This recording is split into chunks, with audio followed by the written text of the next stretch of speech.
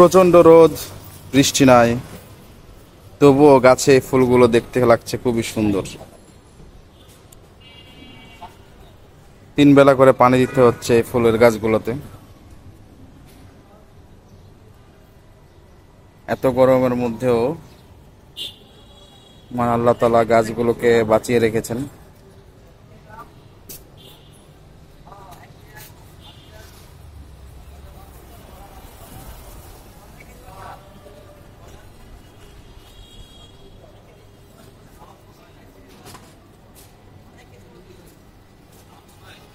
দেখতে খুব সুন্দর লাগছে, খুবই ভালো লাগছে, চমৎকার এই গাছগুলো। প্রতিদিন নিয়ম করে 2 বেলা পানি দেওয়া হচ্ছে। যারা বারান্দা বাগান করেন তাদের জানা আছে কি পরিস্থিতি চলছে এই গরমে।